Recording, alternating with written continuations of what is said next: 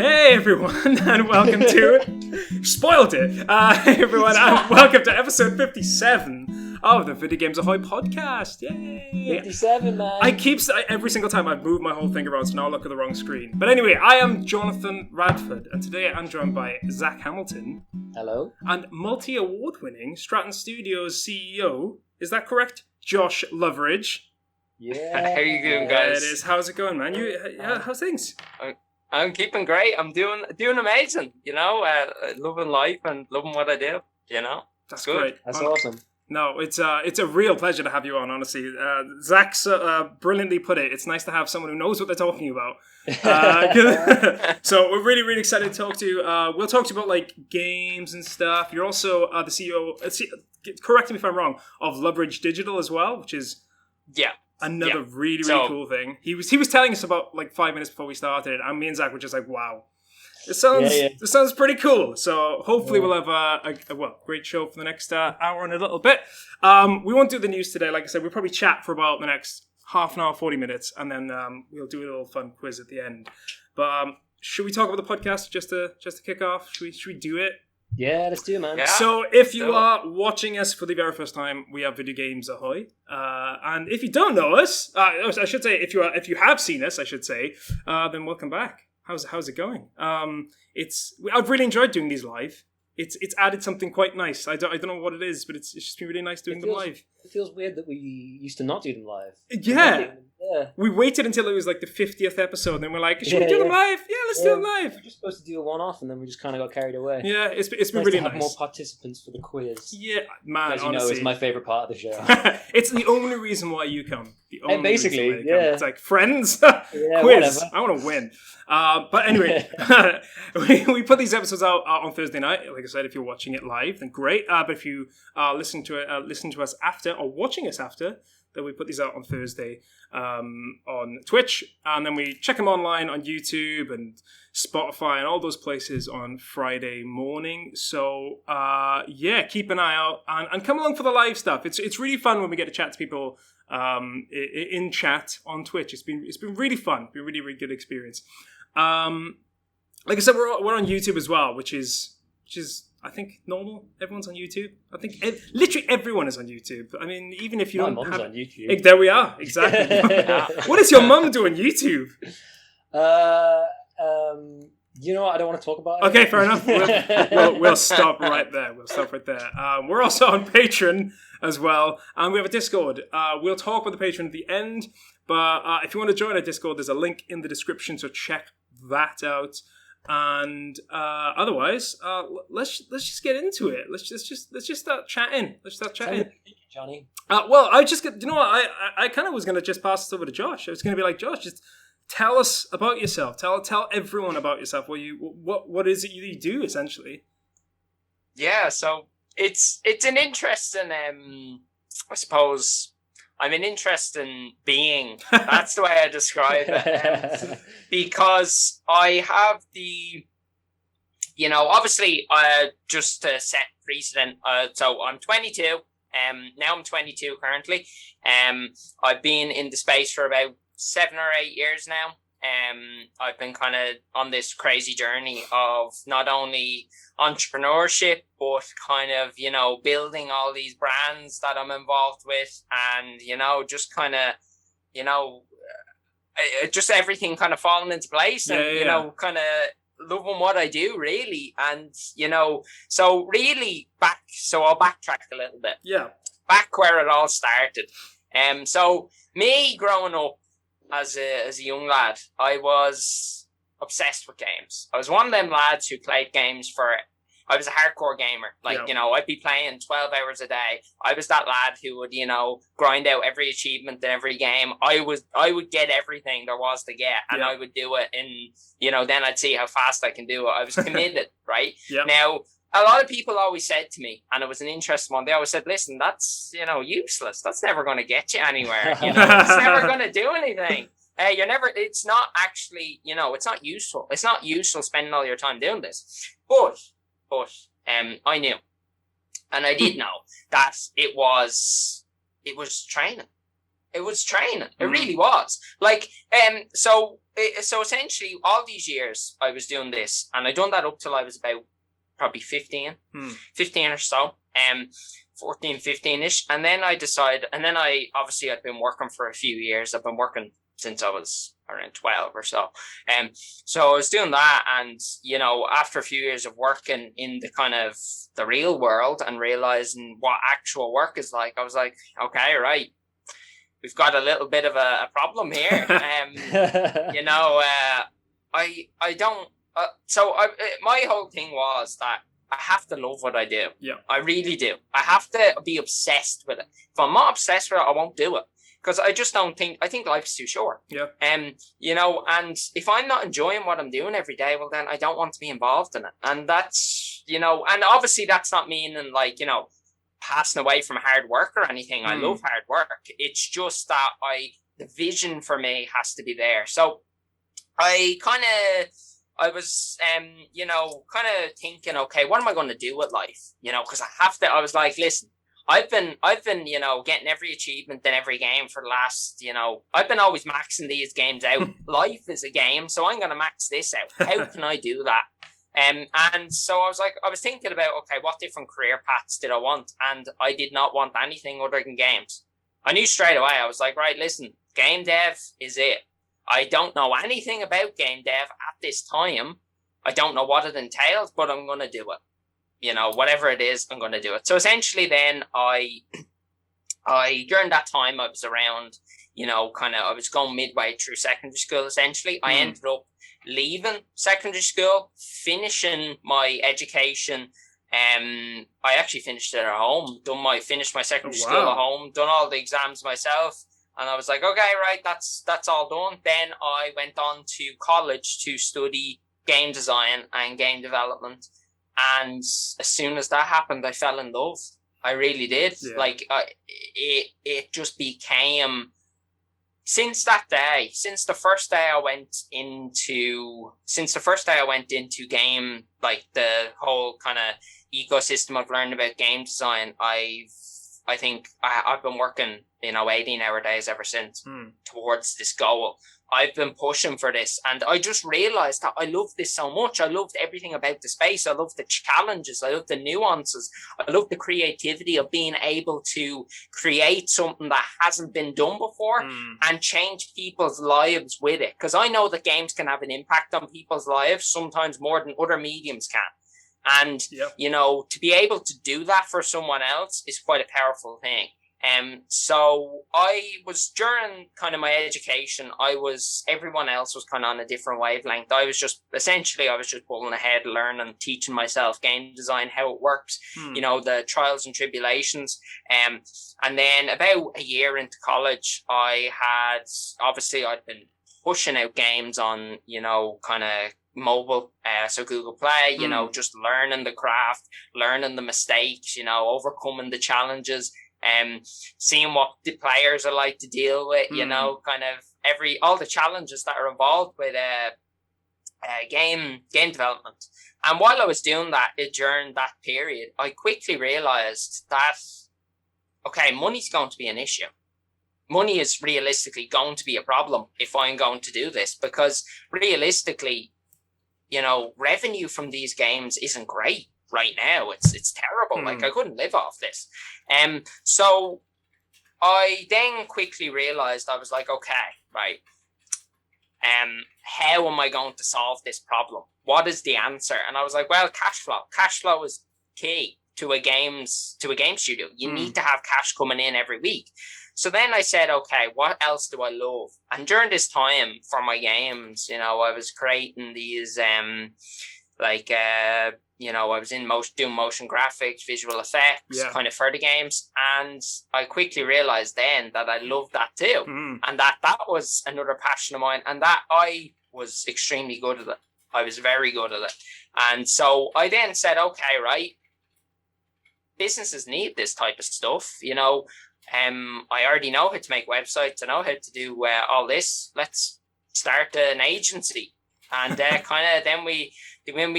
I started an agency which, you know, kind of focused on high-end content creation, websites, stuff like that. But what we're not most well known for is kind of our video production and our kind of, you know, work within the high-end content space.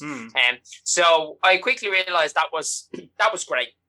I started doing that and I was making a lot of money. You know, I was doing really well. I was like, all right, this is great. And the games were kind of going on the side. You know, the company was doing the other company was doing its own thing too. It was all going in harmony. And it was all kind of, you know, just growing, just kind of gestating, just getting bigger and bigger. And then what happened essentially, once we signed with Xbox back in 2018, for our first title, the one we found, which was a first-person survival horror title, and that was on, that released in October 2018 on Xbox One. And after that, I quickly realized that we had a bit of a nightmare. PR nightmare with regards to having the companies mixed. It was too confusing for not only our current customers and like the current customers at that time were people like Disney, you know, McLaren, Ferrari, these guys. Yeah. It was very confusing for them. That I was getting emails from them saying, "Listen, what is going on here?" Yeah. So it was confusing. So essentially, then we realized we had to split the company. And at that point in time, I had been working for a long time with a couple of people from around the globe, and then one of them specifically, who was, you know, not only a great friend of mine, my best friend, I'd say, Mr. Kyle Simpson.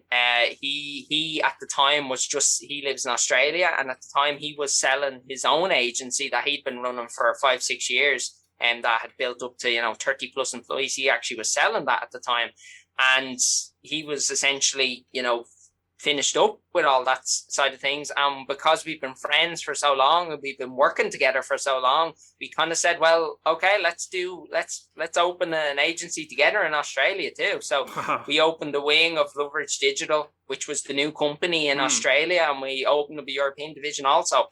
So we've been doing that ever since. So that side of things is just keep going ahead. You know, we're keep building, keep, you know, growing with new new staff members, constantly breaching into new regions, new industries. And like, you know, we've worked with some really amazing people. Like, you know, we've worked on stuff like, we've worked with Niantic in certain projects. We've worked on some, you know, kind of spots for like Jurrasic World Evolution, all these different projects. Yeah, it's been awesome. Great. It's been really cool. And, you know, to spearhead all that and to kind of, for all that to come based on somewhat just a small little vision is quite empowering, and it just shows you that really there is no kind of there is nothing that's not possible. And while all that was going on, so aside from that, then there was the game side of things. My true love, as I always say to everyone, you know, the games is my it's my kryptonite, and it's, you know, it's the thing I love most. Because it's, I'll tell everyone this, and I always say to people, is that the games industry is the hardest industry in the world to be in. It really is. It is beautiful and horrible all at the same time.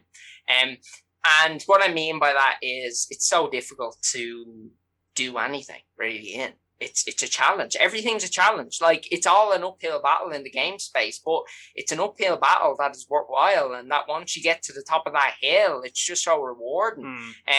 You know, and it's just like a cycle that keeps going on and on. But so essentially going back a little bit, back to 2018, when we signed with Xbox and all this was going on, so we essentially, after that, we formed Stratton Studios, which is now the company, and that will be the company for probably the rest of foreseeable future anyway. So essentially Stratton Studios was formed, and we obviously done a lot of changes after our first project, which was the first professional project, which was the one we found. We realized quickly that, okay, we've a lot to learn here. We've a lot to, it's funny because you go from it's quite amusing in that when you're like a very early indie dev, you go through the kind of ranks of being like, okay, these guys I want to watch, these guys are good, these guys are okay, these actually might turn into a professional studio. Okay, and then once you get signed, then it's like, all right, now you're back to step one. Now you're the worst professional studio out there. You're publishing the worst games, and it's time to build up them ladders again. So essentially, that happened. After the one we found, we quickly realized that we were out of our depth, extremely. Our players absolutely murked us on our first title. We got told what the players didn't like. But listen, I'm always open to listening, and I quickly realized that we had to make a lot of changes. Both internally and externally to our processes and the way we build our games to ensure that doesn't happen again. So we said, okay, right, whatever happens with our next title, it's going to be better than the first. And that's been our kind of ethos every time since we've kind of been publishing our titles. So essentially then I kind of said, right, what are we going to do? Now I have an obsession with Halloween.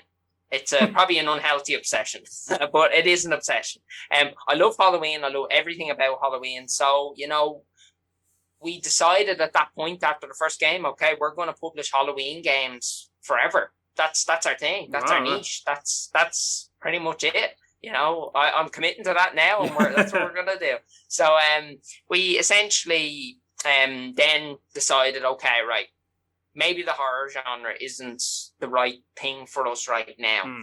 Maybe we need to build a little bit first and, obviously secure more funding from a company perspective to be able to invest more to get those, to get the things we need to make this a success. So then we kind of said, okay, what can we do?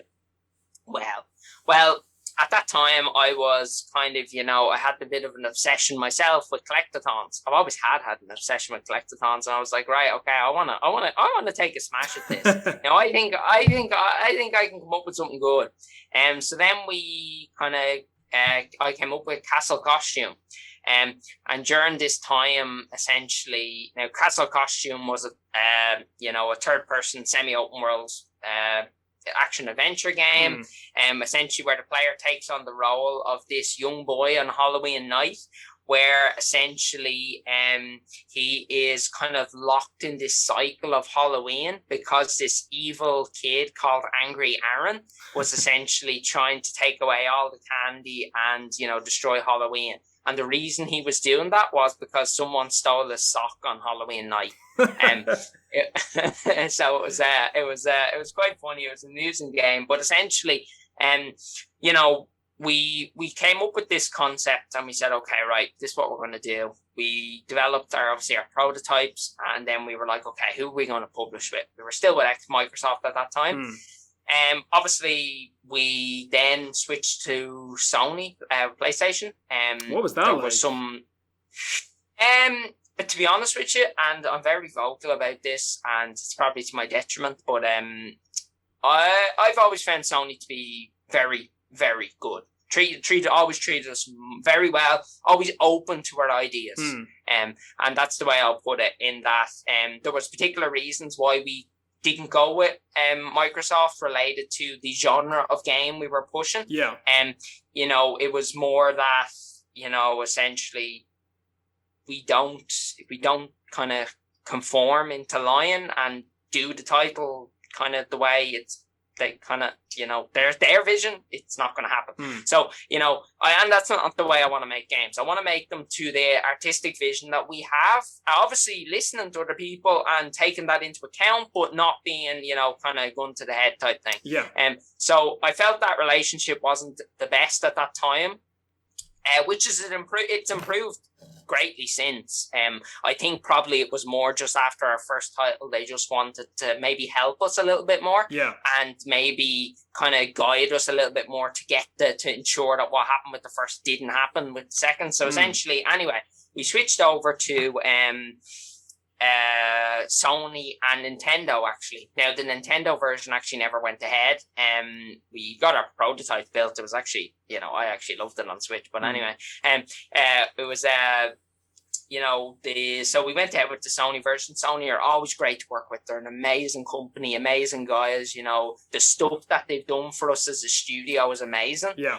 Specifically related to last year when COVID hit, Sony were there. Sony were there, and they were helping everyone, and not only from a kind of a process perspective, but they also had many programs in place to aid developers to ensure that they could get what they needed to get done. So it was great, and they've been great. They've always been great. Publishing on Sony is amazing. They're a great platform. They're very, very helpful with their kind of marketing supports and stuff like that. So yeah, it's good. So Sony are great. Yeah. I love. Yeah. I was just gonna say, like, what was it like? We heard so many stories during the last year, what it was like actually trying to do this during COVID. So it's really nice to hear that Sony were like genuinely really helpful towards you, and they gave you what you needed.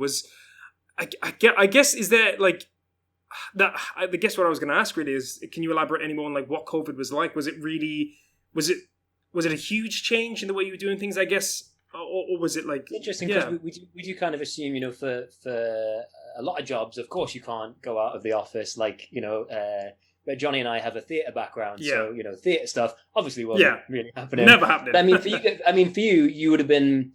Presumably, some of the work normally gets done away from other people, but you've got a few of you working at Stratton, so I guess. It'll slow down your communication a fair amount. How much of an impact did it actually have for you personally? It actually, and every time I say this, everyone's like, "Oh my god!" But it actually didn't have any effect. It was beneficial. Wow, that's great. That's really good. If something good came out of it, that's wonderful. Yeah. Here's why. As a company, obviously having multiple offices, and from my experience of having a company with multiple offices, a lot of employees across the globe that I have to communicate with on a daily basis, we're used to the process. It's a really good point. If you're talking to people from Australia every day, it's going to be a lot easier to just go, okay, I just have to talk to someone 10 miles down the road now. That's the only difference is that they're just closer. Yeah, so it wasn't an issue at all. We've been able to continue development. Is the only thing I'd say it slowed down a little bit was our external parties that are involved. So say, any contractors that we have involved, maybe that was a little bit slower. But, listen, it didn't, I know it decimated some studios. It really did. Yeah. So for us, if it gave us a competitive advantage to be able to continue working on our titles during the period where everyone else couldn't. It was interesting, but it didn't, we adapt to everything that comes in front of us. That's just the way we've always been. It was an easy process for us really. And thankfully, everyone at the studio has been happy and healthy throughout the whole thing. Great, so it's been we've nothing to complain about really. So it was really good for us. But it was an interesting period within the game dev space because it was a period where a lot of game developers were making a lot of money. Yeah.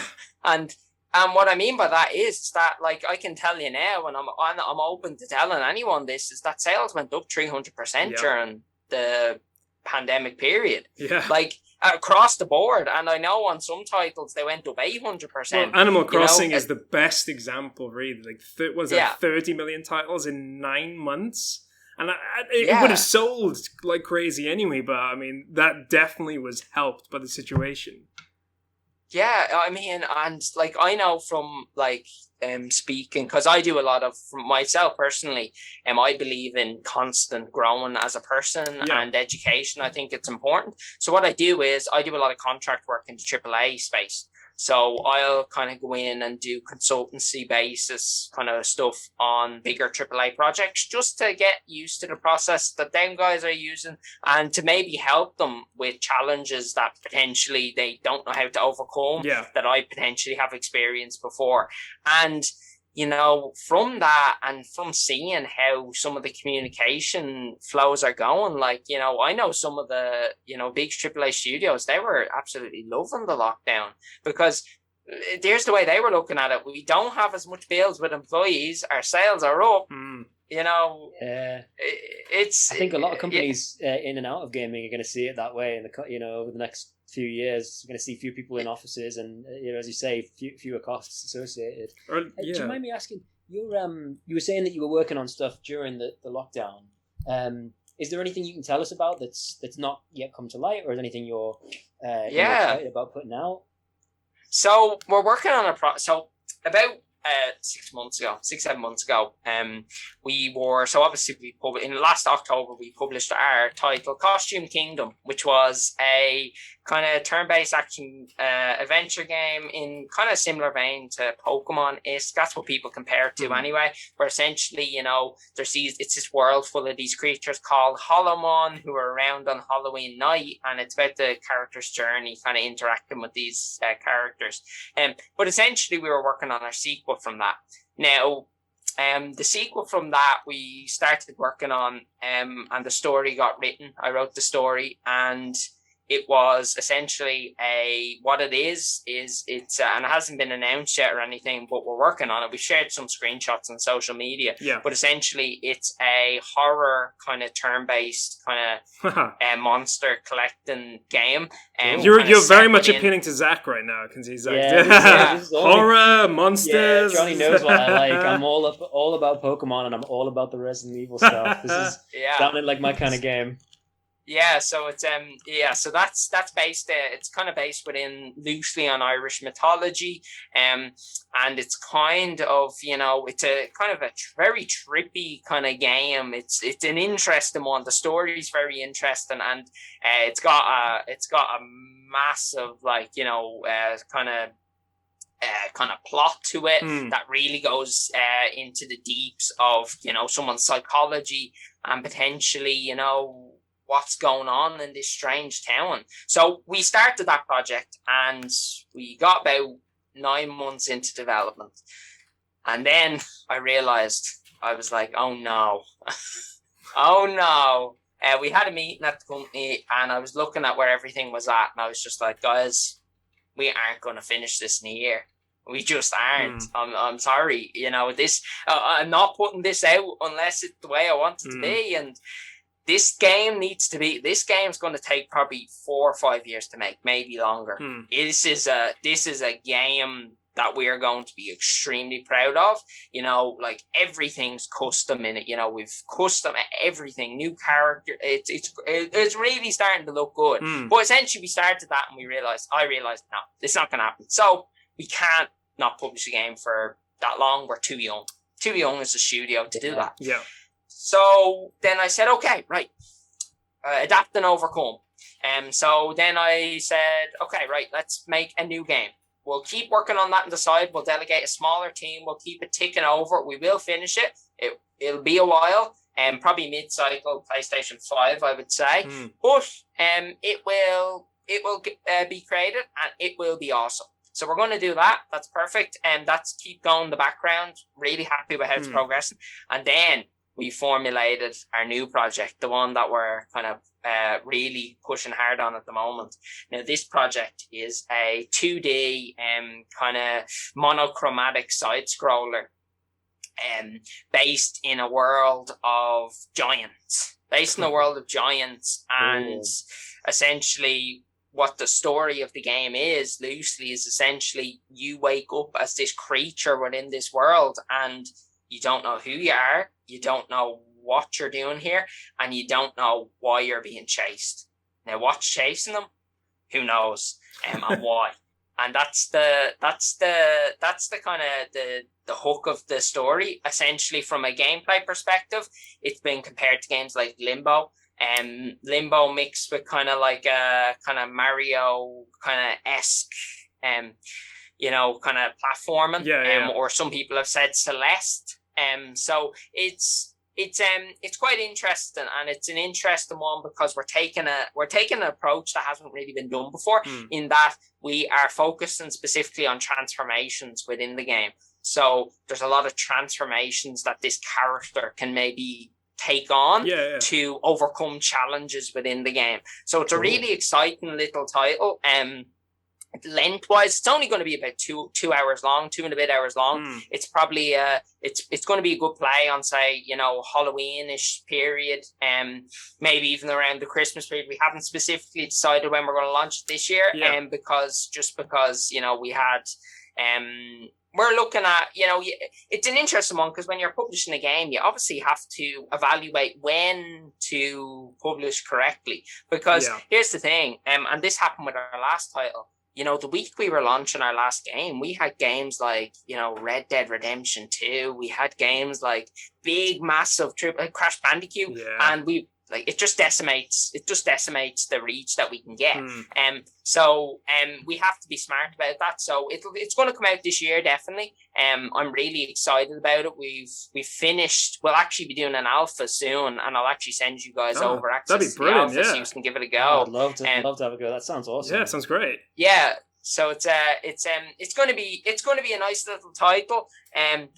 We've finished pretty much everything in it now. It's all it's fully playable. I'm really happy with how it came out. Right now I'm just building out right now the team is kind of building out the small little nuances that we want. We want there to be a few really nice set pieces in there that are kind of, really going to get this feeling of being so small in a world full of kind of these giant creatures, and how insignificant you are, but also how significant you are based on the character, who he is and why he is what he is. So it's definitely an interesting one. It's not going to be everyone's cup of tea, I know, but it's not meant to be that. It's meant to be for my vision for this title is it's for gamers who really love a good story, along with solid game mechanics to help convey that story. That's who it's for. It's not for people who running around, blasting their friends online. It's more for the, I would say, hardcore gamers who really love that kind of, lore side of things, and love getting involved in the game and really start to think why, what is the why for this? So it's going to be good. And I'm loving it right now. Regards to platforms that we're going to be publishing on, we haven't announced anything yet. We're still evaluating. Let's put it that way. Obviously, I'm sure you've probably heard there is challenges with we're in a transitional period right now this year between the last gen and new gen. And it's kind of that, okay, do we go stick with last gen for this title to make sure that everyone can access it? Or do we, kind of be a gatekeeper and say, okay, only new gen people can access it? So it's an interesting one. And currently we only plan to release it on PlayStation. Although, to be honest with you, based on the alpha, I've a feeling that people are going to want it on Switch. I do have a feeling. Any indie game, really, isn't it? It's one of those things, especially the way it sounds. It sounds like something perfect to just play like that. Yeah, so it's I think it will be good for that. So I mean, listen, if that's what the people want, we shall do it. So it's we're very excited to be working on that. Over the last kind of 12 months, we've developed a new kind of ethos within the company. We've been re-envisioned, and what I mean by that is that our focus has always been on players. It still is. As I always say, without our players, we're nothing. Really, we're nothing. And that's what people always say to me. Oh, it's great to, it must be great to be a game developer. It must be great to do this. I'm like, it must be great to be an actual just playing games again. That is it's a beautiful thing, really. And once you get it, and I always I compare it to the Matrix in that once you take that pill, like the red pill or blue pill, once you go down the Matrix, you can never go back. When I look at a game now, I don't look at it like I can barely play games breaking anymore. it down. That's the thing. Yeah. It's like I'm seeing I can see, for example, when I start the game, and, I kind of go through the first level, I already know what's going to happen. And based on the fact that they're using all these subconscious little items to going to lead you down these paths to trick you. And I'm already like, okay, this is coming. And then it happens. It's like, so the magic's gone. The magic's gone, really. And that was the thing that maybe I didn't think that, I never thought that would happen. I really didn't. I didn't think that, it would take the magic of games away, but it does a little bit. Now, I still love them. I still love games, and I still think they're the best thing ever, but it's a different type of love. It's a love and appreciation for the art of creation now, rather than the art of wonder, or rather than that awe. Like, for example, Zelda Breath of the Wild. When I seen that, first thing that pops into my head is, oh my God, look at that LOD system they're using.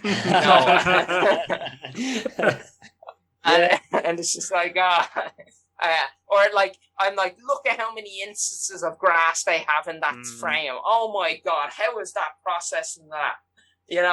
That's the type of thing that happens. I mean, to be honest, just as like for us, like as actors, that's kind of that I imagine for Zach, it kind of happened to us as well. Yeah, totally. As soon as you peek behind the curtain, it's like, of course, it's a sad thing, but it's also a really great thing because, as you say, you've changed your view on games. It's not the art of wonder; it's the art of the actual breakdown and design, and that is.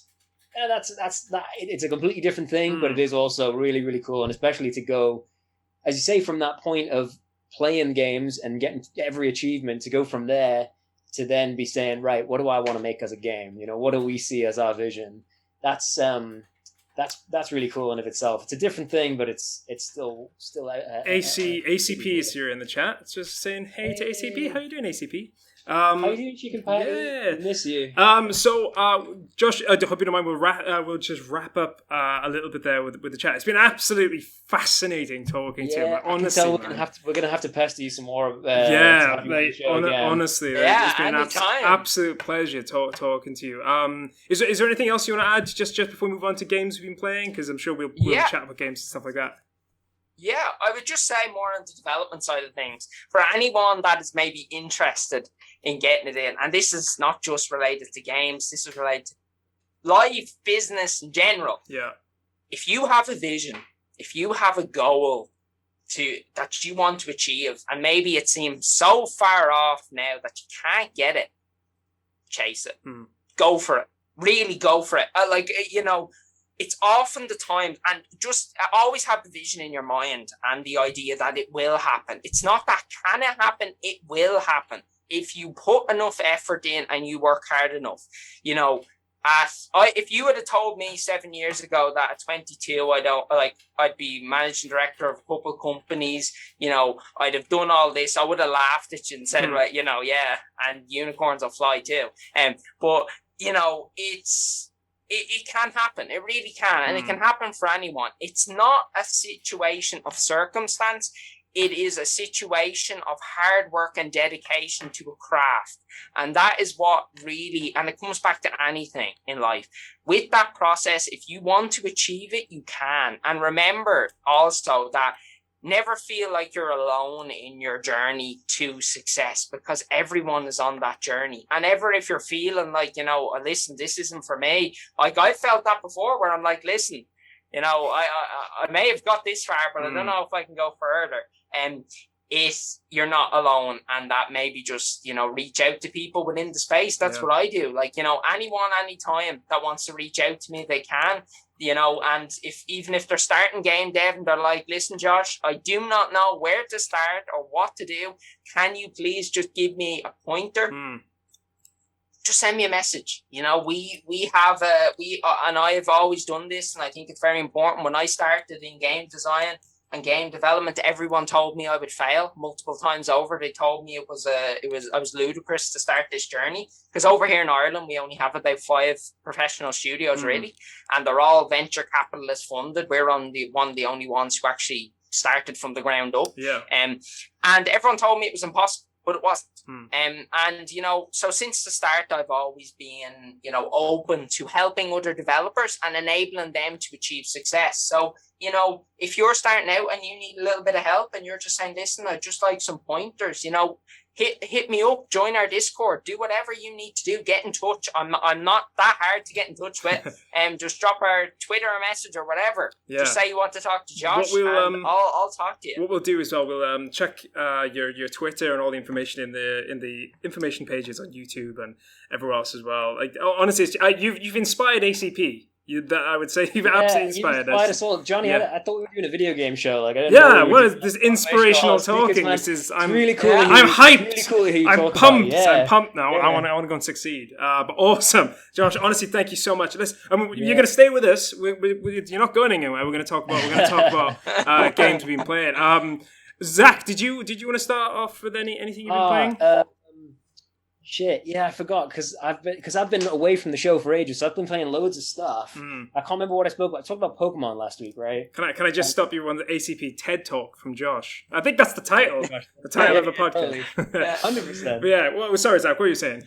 I'm trying to remember what I was playing. I know what I was playing. I was playing Day, which I won't. I'm pretty sure no one calls it this, but I'm going to call it Day Z. Just so known as Daisy. Yeah.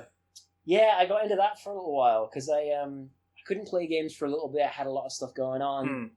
And then here's a little moment for you, Dav, out there. My housemate has Games Pass. Game Pass. So I sat and played DayZ, which I've been wanting to play for like 8 years or something because it's been out for bloody ages. And I don't have that very much to say about it. Like, I enjoyed it. I think it's a lot of fun. I think it's probably more because you buy it, it's like 40 quid, I think. And I think that's probably too much. Personally, but I really like the idea of the whole thing. I sunk a few hours into it, had a lot of fun of just kind of zoning out. It's very like I don't know what you've seen of it, Johnny. Or I don't really know much. I know of it, but I've never played it, so I don't really know much about it. It's just a survival game. You get dropped in, and there's zombies and there's other people, and it's pretty empty for the most part. There's a lot of wandering around, and more than anything else, you're just trying to not die of exposure or starvation or whatever. That's me on a day-to-day basis. Yeah, right. Yeah, it's a life thing. But it's a lot of fun. I think if you get a chance to play it, as I say, it's on Game Pass, so you might as well have a go of it. I think it's quite a big download, which is against it a little bit. But I would play it for a little bit, give it a go. I don't know if I would pay the full amount. Yeah. But I'm also pretty stingy, so don't know if I'm exactly the right person to give an idea of that. But yeah, a lot of fun. I don't know if I'll go back to it now. Now I feel like I've had my fun with it, and I think that was probably enough. I probably sunk about 10 hours into it tops. So yeah, as I say, I'm not very much to say on it. I gotta be honest. To be honest, like we've said this on the podcast numerous times. So Josh, 3 out of the 4 of us have just moved over the last 2 months. So right. It's been absolutely hectic over the last I've only been able to get my setup ready since Wednesday night last week. Back. We are back. We're back doing the show. Yeah, we're back, and it's been honestly, it's been great. But yeah, Josh, have you had a chance lately to jump into any games? Have you been playing very much? I know you're saying that you're not feeling the same way as you used to. So what we've been, and what I call is, and I say now, analysing games. That's what I do now. The game I've been dived into lately has been Jurrasic World Evolution. Nice. Cool. Now, the reason I've been doing that is that internally in one of our titles, we're actually working on a similar kind of system, building based system. So I like to dive into these games, really get immersed, and to see the kind of how they've done it and the nuances that they've used, the shortcuts that they've taken. But I just love the whole Jurassic Jurassic Park, Jurassic World space. You know, I've worked with them I've worked with them in a wide variety of capacities through the Loveridge digital side of things, and so it's just an awesome game. I think it was very underrated. They've just announced 2, haven't they? They've just announced the second game. Yeah, they just announced number 2. Yeah, I actually got to give that a go also. Oh man, that's awesome. Cool. It's great. Listen, I've always thought that game was underrated. Personally, I thought when I first heard about it, when I first got the hint that it was kind of coming out, I was like, this is going to blow up. This is going to be it, But what seemed to happen was, people. It seems to be like a Jurassic, kind of park game curse, because anytime they make a game, it never seems to really reach that full potential. People seem to always have a lot of problems with them. So I loved it. I think it's great. I think the systems that they've utilized, the way, you can, do all these genetic modifications to the creatures, the kind of the sim end of it too, with also managing your park as well. It does appeal to me because it's kind of like running the business. So it's kind of like, oh yeah, I like that.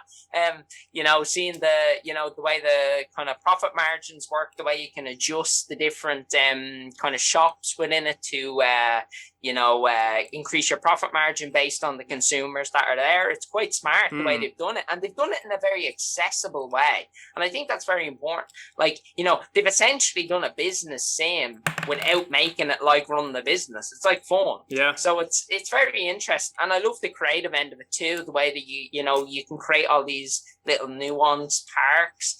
And I think the community around it's very strong also, on YouTube and stuff like that. There's a lot of guys that are making these crazy parks, and it's a bit like Minecraft, kind of, in that, they do all these challenges, and it's just a really vibrant community. And I just think it's great. I think that the number 2 is going to be, I like what they're doing in number 2, and I think that, players are going to really, really enjoy it. So I've been dived into that lately. Next week I'm slated now to be, back playing Celeste, based on the project we're working on currently. So yeah, it's just really, taking in as much as possible, and loving games. It's quite interesting because I rarely play new releases when they come out. It's typically I'll get an early version of the game before it launches. I'll give it a go, and then I'll probably try it again a year or two later. Yeah.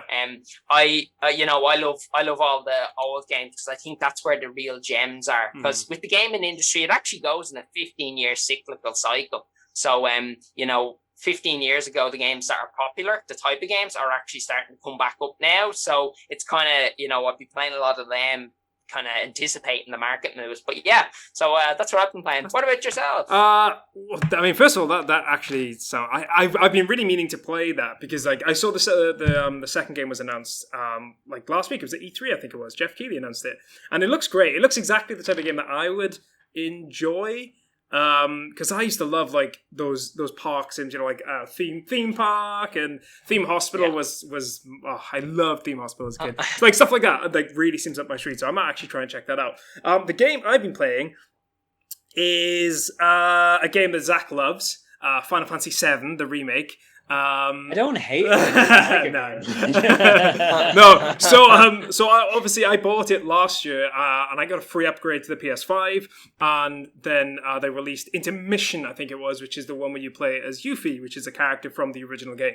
And it's not a very long game. It's only about, I think it took me about 4 or 5 hours, but it's not like, and it's not amazing. But it's like it really does showcase why it was worth getting the step up to the PS5. Like you really like the 60 frames per second. Honestly, I keep saying this. The day that I like fully realized the difference between 60 and 30 was the day that like my life like shattered when it comes to video games. Because like I play games in 30 now. I'm like, it's not bad, but like you can just see how much blurrier it is. Like you can just see it just feels slower, and it's not a bad. Like I said, it's not a bad thing. It's just sometimes it's fundamental to be able to get games to play on certain systems. This is why I'm scared to get one of the new generation consoles, because I feel like I'll never want to go back. It will spoil everything. And it's mad because I played The Witcher on the Switch. I played The Switcher, and I loved. You played it in 7 frames. It was 7 frames per second. Like all the assets are gone. Geralt was basically naked. I mean, that's how I chose to play him. No, that wasn't anything to do with the game. I was just saying he was naked. That's all. But no, it was So it was like going back to Final Fantasy VII. It was really good. I was so tempted to play the original game, but like I said last week, I don't tend to replay games very often. If I do, there has to be like a really long gap because I don't. For me personally, like it's true, you really don't, do you? You don't go back to a game once you're done. You just go like. Out the window. Well, literally throw out the window. Like, it's gone. It's gone. Like I had the CD and it just straight out. Yeah. But like the only times I will do it is like if I seriously love the game. Like Ocarina of Time is one that I could probably play every year if I wanted to. I just didn't like, especially now I've got on 3DS as well. And then I know last week I said Mass Effect, but again with Mass Effect I hadn't played it for 10 years, and I'm glad I hadn't played it because I freaking love those games. It was really good. Anyone that's a fan of Final Fantasy VII, the remake, It's definitely worth. I think it was like £15, but you can buy it as a whole package. Like I think it was like £70 or whatever it is. But yeah, I'm not going to go back and play it. There's a couple of games I want to get around to, but like one thing I'll just finish on is I have just bought an Xbox Series X. So that's coming next week. Oh shit! Yeah, you're doubling down. So on your so like, well, the thing is that like that means I got Game Pass, and there's like a whole list of games on that. I was going through the other day. I was like, Banjo-Kazooie, Banjo-Tooie, and like perfect. To be fair, I went straight to the Rare Replay games. I was like, okay, how am I going to relive my childhood here? So I was looking through all those, and so many of them look great. Like Game Pass is genuinely a great thing. But the one thing I might probably end up playing for the next couple of weeks until maybe Skyward Sword, because I'm going to buy that because I'm a Nintendo shill. I want to buy when it comes to Zelda games.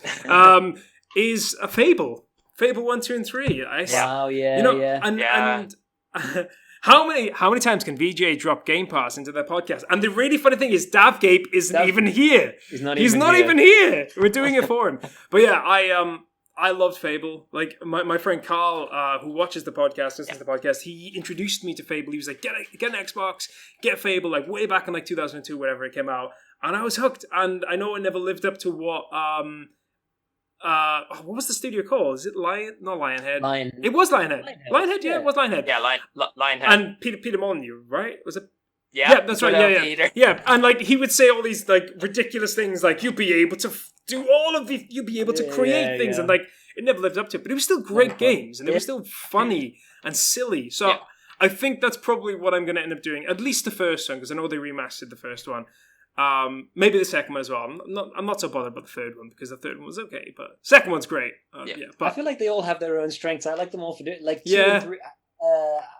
3 is probably the weakest of the 3, but I also do think it has a different thing going for it. Like in terms of like the main plot, it is more detailed. Yeah, sure. But that also limits the fact that it is sort of an open world. Yeah.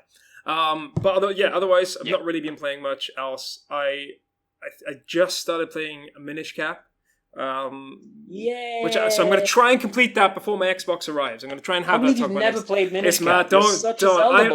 I am such a Zelda boy, and I feel like I've let down the entire fandom. And I deserve all the punishment. But I'm gonna try and finish up by next week because Zach, you said it's not very long. It's 15 hours.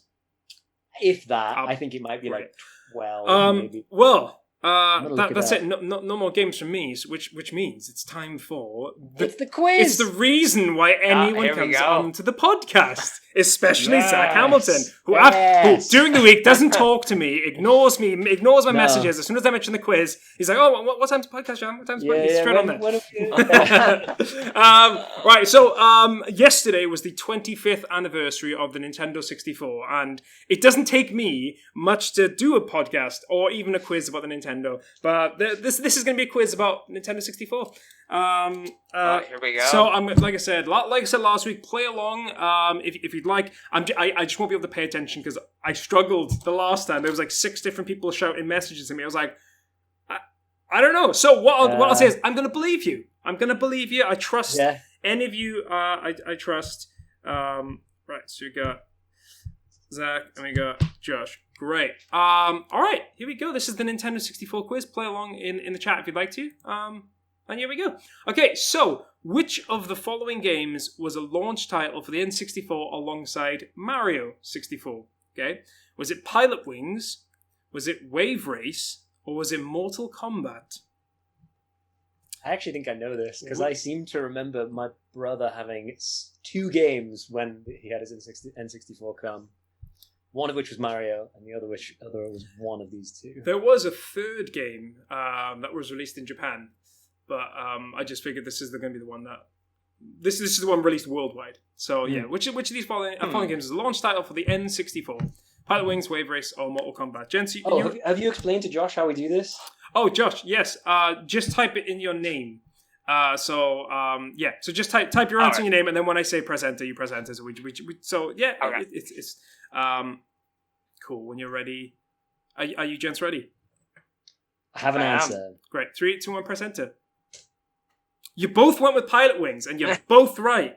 get in. Also, what a banger of a game that was. It's a really good game. It's Like I don't know if it really holds good. up, but I loved it when I was a kid. No, I don't Flying care. around and stuff. Like is dope. honestly, when it comes to like that age of nostalgia, I'm like, I don't care. I don't care if it's crap. Like to me, it's the best game ever. I've got to be honest, Johnny. That doesn't surprise me. No. Nintendo, nostalgia, me. It's all there. All right, yeah. Pilot Wings. Stanza. Oh, Bondo's 2KUK. So he also said Pilot Wings. Carl, let me know if you get it right at the end. At the end of the podcast, let me know how many answers you got right. Question number 2. Which of these games managed to break into the top 10 best-selling games list for the N64? So the reason why I asked this question is because it's quite obvious when you see the actual top 10, apart from like one or two. So, which of these games managed to break into the top 10 best-selling games for the N64? Diddy Kong Racing, Mario Party, or Wave Race?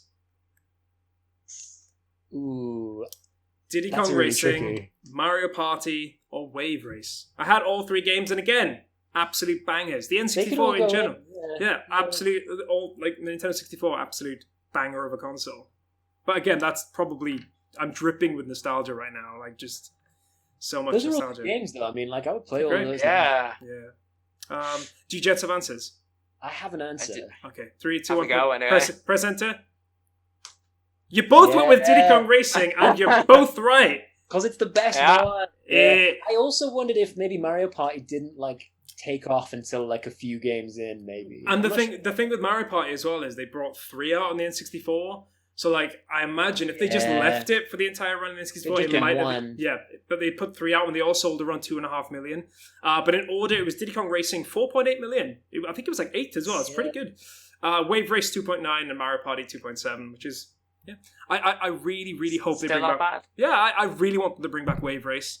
I loved that game as a kid. Wave Race is really fun. It was and, really like, fun. Like a nice, fun summer game. Like it's all water and shit. Yeah.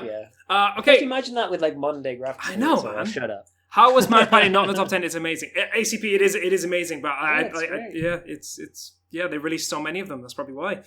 Question number 3. How many Rare games were released on the N64? I mean, Rare the company, not Rare games as in like games that are very rare to buy.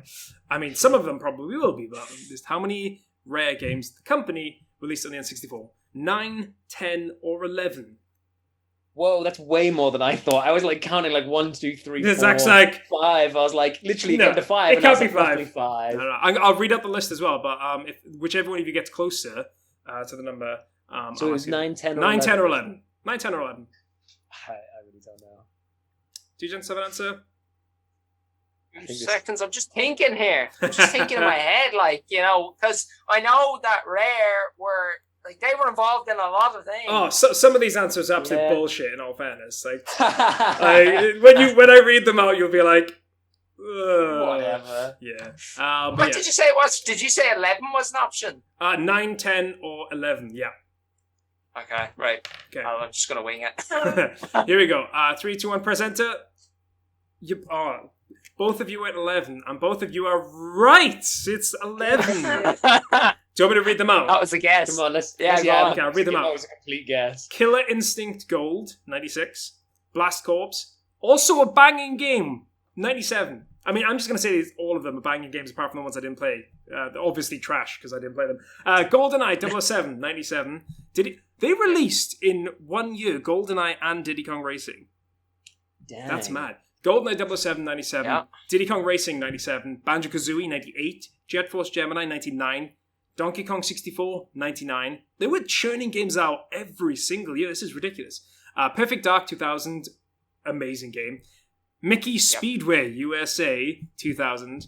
Banjo-Tooie 2000. And their last game, sadly, for Nintendo, Conker's Bad Fur Day. I forgot about Conker. Yeah. Dang. Oh, wow. We just had someone's rated us 25 people. Whoa. They've just joined in for the Vanessa. quiz. Hey, everyone. Yay. This is me, Zach, and our very good guest, Josh. Awesome. I would say go back and check out the start of the podcast after we finished doing the quiz, because it's a fantastic interview with Josh. He's a very cool guy. So check that out. We just got rated again by Strictly Casual. Oh wow, there's so many of you. Hey everyone. Please. I keep looking at the wrong camera. Again, I moved my camera setup and I'm looking at the wrong TV. Thank you so much, everyone. This is really, really lovely. We're in the middle of the Thank quiz. you so Come much. and join us. It's awesome. Yeah, join in the quiz. We've got questions. Nintendo 64 questions, and then we'll be done. But go back and check out the rest of the podcast later. So, question number 4, and play along. How many wrestling games were released on the N64? This is crazy. This is 12, 14, or 16? 12, 14, or 16. This is ridiculous. How many wrestling games were released on the N64? Even if you played all of them, there'd be no way you'd be able to count them because they'll all have the same name. I don't actually have the list because there was so many of them and they weren't in order. I was like, I'm just gonna have the number and I'll just tell you that the best one was No Mercy. That's it. Why so many? Exactly. Why were there so many? Because they were fun and stupid. Even 12 is a lot. 12 is a lot. But I now know that's not the answer. 14 is also a lot. Okay, 3, 2, 1, gents, press enter. You both went 16. You both went with the wrong answer. It was 14. That's okay. Okay, 14. I don't mind. See, I don't want to be beaten too badly by Josh. I feel like you both got 3 out of 4 right. Both got 3 so far. Okay, question number 5. Which of the following game series did not have an N64 release? Dr. Mario, Mega Man, or Metroid? Ooh. Shit. Does Metroid have a release on the N64? I'm just double checking this one. Always the sign of a good quiz. No. Zach, imagine if you were sat watching Chris Tarrant and he wants to be a millionaire. He's like, sorry, hang on, guys, I just got to check. Hang on. Let me get my phone out. All right. Yeah, no, it's good. It's good. Which of the following game series did not have an N64 release? Dr. Mario, Mega Man, or Metroid? Could be between there's two in my mind that could be. I know there was controversy over one. I know one was slated to be launched, but I don't know if it actually did. I think Metroid would have been Metroid Prime that they probably then pushed to the GameCube. That sounds like a Who knows, man? Who knows? I mean, I know, but who? You know, apparently you had to check. Apparently. Give me a sec. I'll get my phone out. Alright, do you guys have answers? Let's go. I got one. 3, 2, 1, press enter. You both went with... So, boys, every single time you've had the same answer. And it is Metroid. And Zach, it's the exact reason that you said. They started having this the concept because they released Super Metroid on the SNES. And I think they released that quite late, like 94. And then they started thinking about making a 3D Metroid. And they were like, we need more time. And it came on the GameCube in 2001, which is... one of the best games of all time, apparently. Wait, what Dr. Mario game was there? Dr. Mario 64, the greatest Dr. Mario game on the Nintendo 64. It's just Dr. Mario. Just Dr. Mario, yeah. Why bother? Let me get my kazoo out because it's time for Play That Kazoon. Oh, I love Play That Kazoon. We are a very serious gaming podcast. And this is my kazoo, okay? Okay, here we go.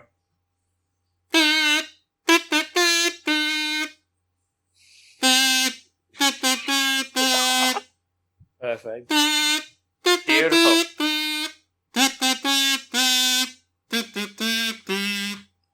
Can we talk about the fact that we never used to do Play That Kazoon, and then Johnny bought one? I bought one. I also bought the Wheel of... We were never going back after Sadly, that. there is no Wheel of Misfortune, because I actually didn't know any games that Josh liked, so I couldn't do it, because I didn't want to... I didn't think it was fair, that, you know... Next time... I'll ask ahead of time. I wanted to be about a game that Josh made. That's what I wanted to be. Oh, wait, ACP wants to hear it again. Here we go.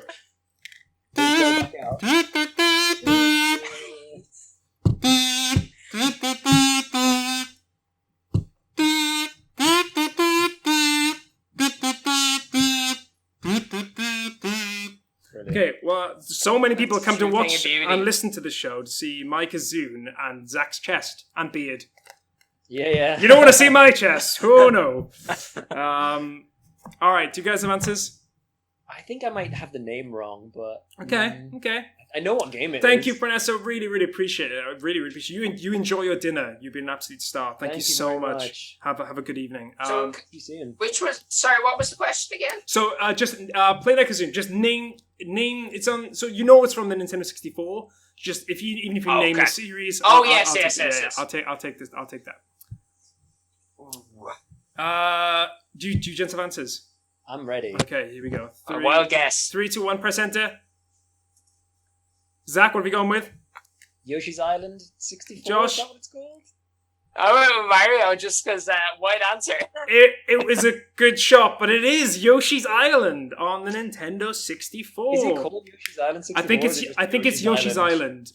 Yeah, I think But that's it's like and the then it's like 64 64 is in the corner because Yeah. the Nintendo had a habit in the 64 era of just adding 64 to all of, like Donkey Kong 64, Mario 64, Yeah. Mario Kart. That's why I 64. wasn't sure. I was like, I don't remember calling it that. GoldenEye 64. Yeah, they just do whatever. Yeah, Banjo Tooie 60. No, they keep going. Okay, let's play that soon. Let's go on to question number 7. Speaking of Donkey Kong 64, how long does it take to fully complete that game? I'm talking completionist. Okay, so I have a specific time here. Is it 31 hours, 41 hours, or 51 hours to fully complete the game 100%? I had a friend from school who completed it, and I remember thinking that was mental because it's a lot going on in that game. Yeah, that game has gained quite a reputation in the following years of just being punishingly bad when it comes to being completionist because you have to repeat all the levels.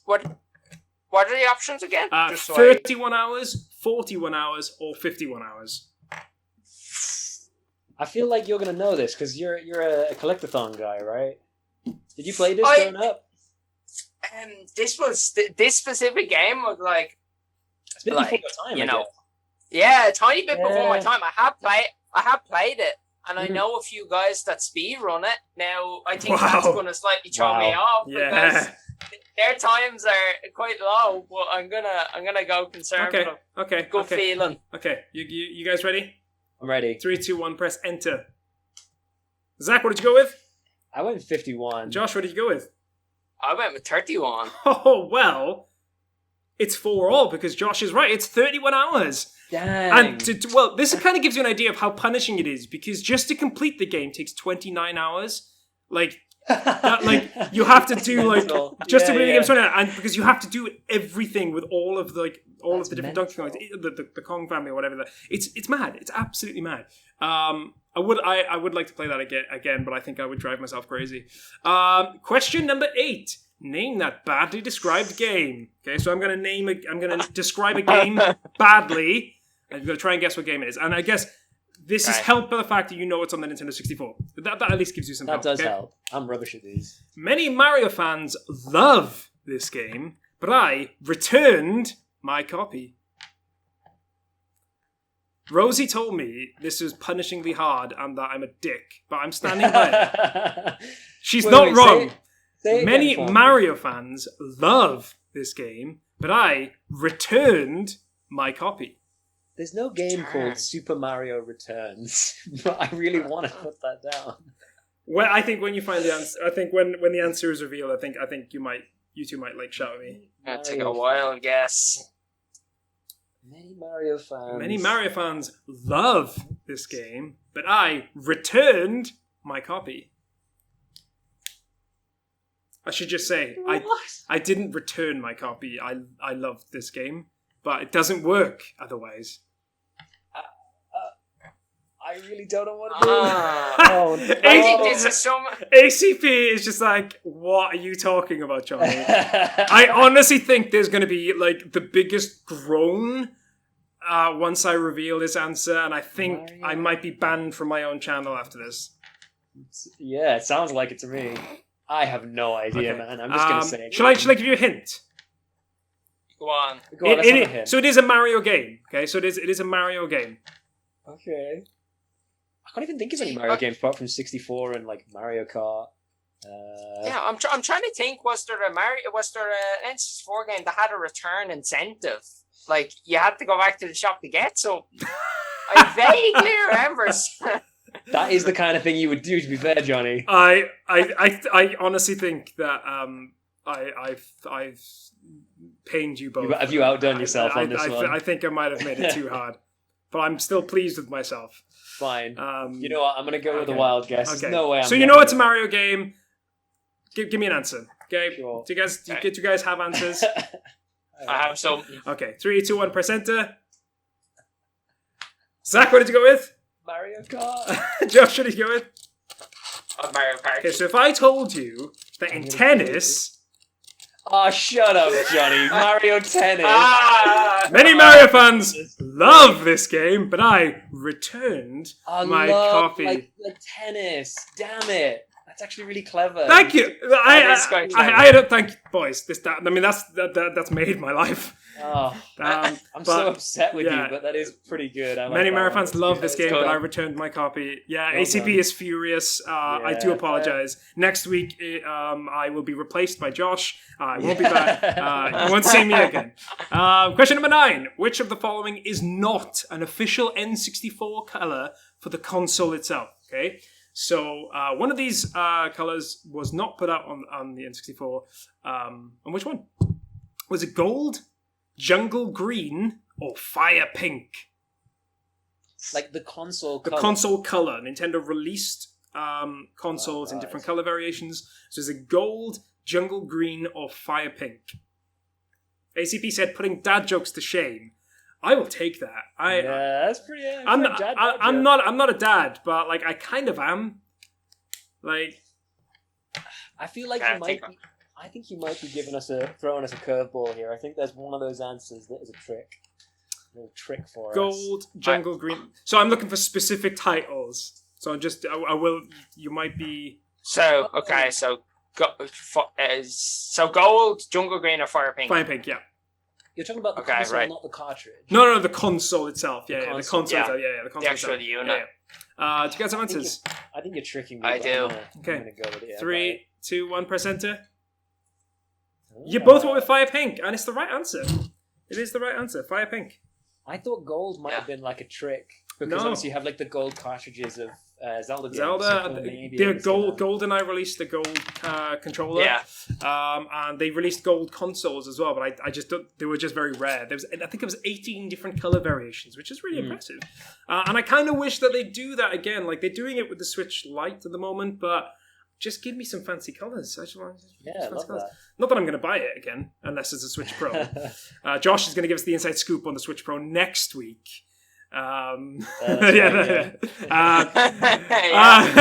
Question number 10, and this is the final question. What was the working title for the N64? Project Dream, Project 64, or Project Reality? God damn it, Johnny. I can't believe I don't know this. Because we've done these questions so many times. We never did the N64 one, I don't think. No, I'm saying, but we've done these questions with other consoles, so you'd think I would go and check. Yeah. I should just start doing that. It's just like figure out what your questions are. What my questions are. Like just find out what I'm too lazy. To be fair, I'm not too lazy. It's so hard to make a quiz every week. Yeah, dude, I did it once. I did the Christmas episode. It took me like an hour to sit down and come up with, because you also have to come up with bullshit answers. Yeah, bullshit answers that sound real. That's the thing. Yeah, it's really hard. Yeah. Okay. That's it. So, guys, do you have answers? I got one. Project Dream, Project 64, or Project Reality? Okay. 3, 2, 1. Press enter. You both went with. I think you both answered like 6 questions in a row with the same answers. Yeah. And you're both right as well. It's Project Reality. Yeah. Bonus point. Does anyone know what Project Dream is? Bonus point. It's the Wii. GameCube. It's not the Wii was the Revolution. It's the Revolution, that's right. Does anyone know what Project Dream was? No, I don't know. Project Dream was Banjo-Kazooie. So before it became Banjo-Kazooie, it was like a mythical quest where you played as a boy, and they called it Project Dream, and then they changed the boy into a bear, and then they added Kazooie, and then that's what it became. Gents, we have a tie, so I guess what I could do is I could ask. I have a tie-break question. I could ask you I'm going to ask you a Dav Gabe question, okay? Go on. Shall I ask you a Dav Gabe or shall I ask you Johnny? I mean, I don't know what's going to be fairer. I don't know what a Dav Gabe question is. It's. I don't want to give it away because then obviously if I have to ask it again, Yeah, Do you know what? I'll give you a Dav Weeks question. How about that? I'll split the difference and ask you a Dav Weeks Let's question. feel it. Let's feel it. Which of these characters is in GTA Vice City? And if we don't get this one, then we'll just call it a draw. Is it Lance Vance, Rocco Pelosi, or Solomon Richards? I've changed my mind. Can we do a Johnny question? Johnny question. In GTA... Yeah. In GTA... Lance Vance. Lance Vance, Rocco Pelosi, or Solomon Richards? I think I know this one. I definitely don't. I haven't played it. I don't even think I can spell these. I think Dav Weeks... The only reason I think I know this is because I'm pretty sure this character name kind of stuck in my head when I played it. So is it Lance Vance, Rocco Pelosi, or Solomon Richards? Do you guys have answers? It could be any of those. I mean, to be fair, all three of them are in GTA games. Okay. So like that, like it is. I've only ever played like one, I think. So. Okay, do you guys have answers?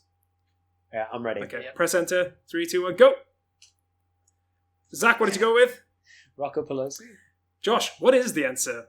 Damn it. Lance Vance. It is Lance Vance, which means that Josh wins the tiebreak. Why did I even come? I only come here to win the quiz. Zach just storms off. Never comes back. Down. It's doing, yeah. Awesome. Josh, well done. Zach, I mean, to be fair, it was close. It was. We came up with the same answer the whole way. All the way. And to be fair, I stumped you with GTA, and that's why it was a Dav. I didn't know if Josh likes GTA. Well it's a Dav Weeks question, and that's why I got you. But Yeah. that is it. I'm afraid that is the end of podcast number 57. Thank you so much for listening today. If you enjoyed the show, then please follow us on Twitter, Facebook, and YouTube. Tell your friends and give us a review or a comment, because that would really mean the world to us. And if you would like to support us, then head on over to our Patreon page, Video Games Ahoy, where you can pay £1, £5, £10, or anything you'd like. Cuddy's here. How are you doing, Cuddy? And if you don't want to, okay, just come at the end. And if you don't want to or can't, then that is absolutely not a problem. We really just appreciate you listening and watching the shows. We are going to eventually do the Hall of Fame. Dav Gabe is away on holidays at the moment, so when he comes back, we'll try and gather the gang. We'll do a Hall of Fame. Josh, I don't know if you know this, but we've been doing Hall of Fame where basically we throw each other different options and we try and basically put it into the Hall of Fame, the Video Games Hall of Fame. We've had some absolute bangers, and we've had some genuine controversy, and it's been hilarious all the way through. So like the last few, we've not really been able to. Yeah, Dav Gabe and I are still not on speaking terms. Not on speaking terms. No. So what we'll do is we're so far behind. What we're going to do is we're going to do a live episode soon to get back into the swing of things, and the podcast of that we'll do back on Patreon. So make sure you tune in for that. We're also affiliated with Green Man Gaming, and all the links. You know it all. It's all in the description of there. Fine. I just want to say thank you so much to Josh. Honestly, it's been an absolute pleasure. It's been awesome. You're more than welcome to come back whenever guys. you'd like. Honestly, it was fascinating listening awesome. to everything you were saying about game development, because there was so much I actually learned, so which is absolutely fantastic. So thank you so much. More than welcome to come back whenever you want. Awesome. What I'll do is I'll chuck some links in the description as well for Josh and for Stratton Studios, and everything else he does. I'll put that in the link. So follow him on Twitter as well. It's been an absolute pleasure having you here. I should say we'll probably be streaming some point soon. We are just trying to get back into the swing of things after the crazy last couple of months. So hopefully we'll be streaming soon. Otherwise, I think that's it. Thank you so much to everyone. It's been an absolute pleasure. Josh, once again, thank you so much. Zach, thank you as ever, really. And we're Video Games Ahoy, and we'll see you soon. Ahoy! See you guys.